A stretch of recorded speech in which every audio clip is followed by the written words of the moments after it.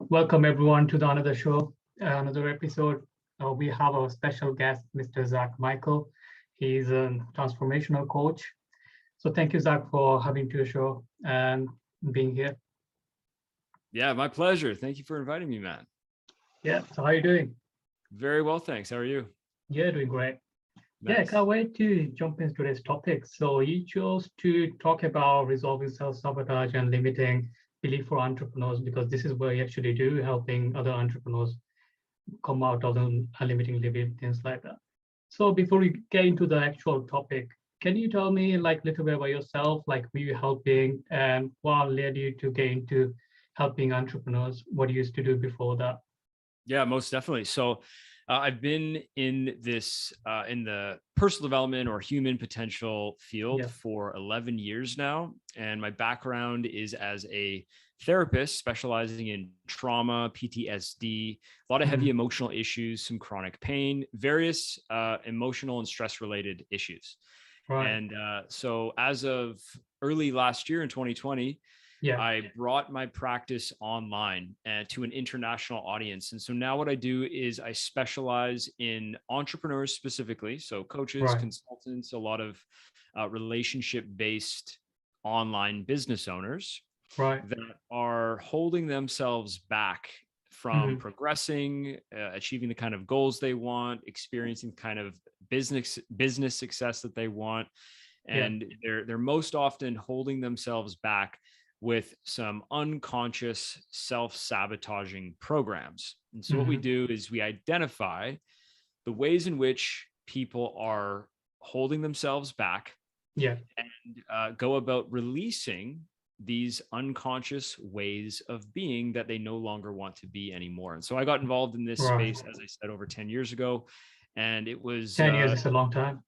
Yeah, it's a long time. It's been a long time, but it's gone by very fast. And really for me, I realized that my passion is to help other people in a personal way, and essentially become the best version of themselves. And so, the rest is history. I decided to take that journey that long ago, and now here we are. Yeah, that's great. Like, so you basically helping coaches. So you coach them for coming out of the limiting belief and get and their goal and achieve more out of them. So like when you coach your clients, so what do you find in the common with them entrepreneurs? Like what's stopping them? What's the main cause for like they're not going and giving their 100% for achieving the task or goal they want to achieve? Well, it really depends on the individual on a case-by-case basis. But I can share with you some of the most common ways in which I notice my clients sabotaging. And for example, very often they will catastrophize, meaning that they will consistently be in the future in their mind. And they will be creating or expecting, they'll create an expectation of their future that is negative and based on their past. So based on previous negative experiences that they've had.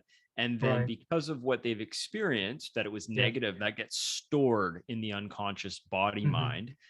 And then in order for the ego to keep the individual safe, it will learn that this kind of experience is bad. It's a threat to my survival and safety.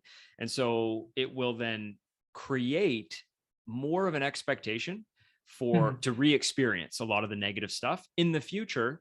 And so when someone's really focusing and ruminating or dwelling on this unconscious future that has not happened, it's an illusion. They'll basically get stuck in a negative state, a negative frame that will prevent them from taking action. Very often they'll know what they need to do to build their business or scale or move forward. But it's not a case of knowing what they'll need to do. It's just they won't do it. They can't do it. They feel they don't have the energy to do it. And so they'll prevent themselves literally from succeeding because they want to paralyzing them. It paralyzes them. So they're not taking any action and procrastinating, like I'm gonna do it next week or a month later, things like that. Because that's very common. They inside they're scared of like oh, if I do this thing, in the past I tried it, it didn't succeed, and I didn't get the result I wanted. So it's going to be the same thing. So I'm going to be more prepared for next time and go and do it like a next or like a month from now or something like that. So Yeah. is that something you're trying to explain, isn't it? That's exactly right. Yeah. So that's one example of catastrophizing.